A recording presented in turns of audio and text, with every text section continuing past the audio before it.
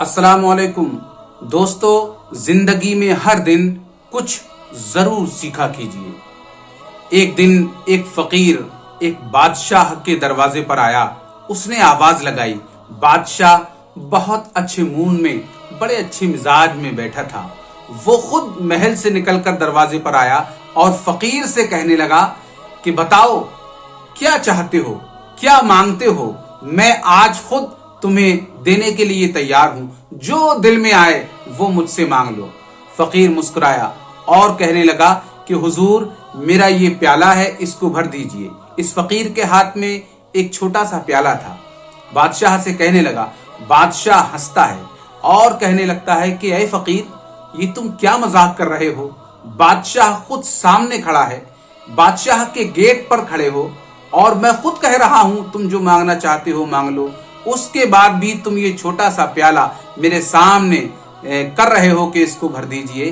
फकीर मुस्कुराकर कहता है, हुजूर, ये ख्वाहिशात का प्याला है, इसको भर दीजिए।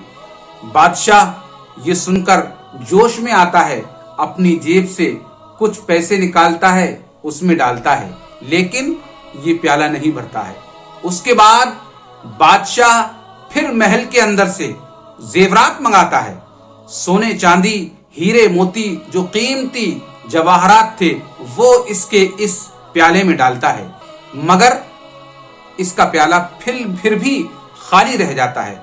बादशाह और जोश में आता है, अपने वजीरों से कहता है कि जो भी अंदर माल है, जो बेशकीमत चीजें हैं, वो इस फकीर के प्याले में लाकर डाल दो। वजीर अंदर महल के जाते हैं और तरह तरह की चीजें लाते हैं।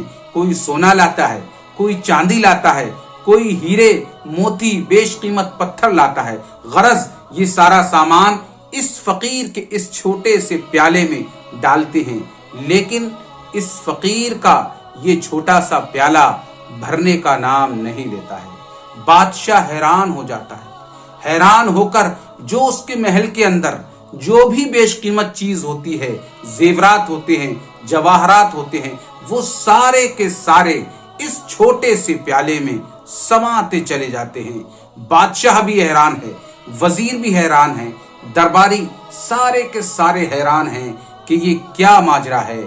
आखिरकार परेशान होकर बादशाह उस फकीर की तरफ देखता है और कहने लगता है कि ऐ फकीर, बज़ाहिर तो तुम्हारी शक्ल सूरत एक फकीर की तरह लग रही है, लेकिन मुझको ये मामला बहुत बड़ा लग रहा है। मुझे बस ये बता दीजिए कि ये प्याला कैसे भरा जाएगा, कितना और इसमें मैं मालो दौलत डालूं तब ये भरा जाएगा, और ये मुअम्मा क्या है? फकीर मुस्कुराकर जवाब देता है। उसका ये जवाब सारे दरबारियों को और बादशाह को एक बहुत बड़ा सबक दे जाता है। फकीर मुस्कुराकर कहता है कि हुजूर, ये ख्वाहिशात का प्याला है, ये किसी से नहीं भरेगा। अगर ये प्याला ख्वाहिशात का भरेगा तो सिर्फ और सिर्फ कब्र की मट्टी से भरेगा, कब्र में जाकर भरेगा। फकीर ये जुमला कहकर इनकी नजरों से गायब हो जाता है।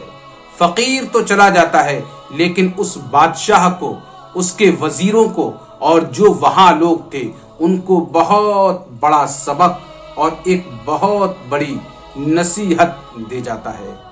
काश हम और आप भी इस वाक़े से इस तरह की कुछ नसीहत हासिल करें, ख्वाहिशात को कम करें, क्योंकि ये सिवाय कब्र की मट्टी के किसी और चीज से नहीं भरा जा सकता।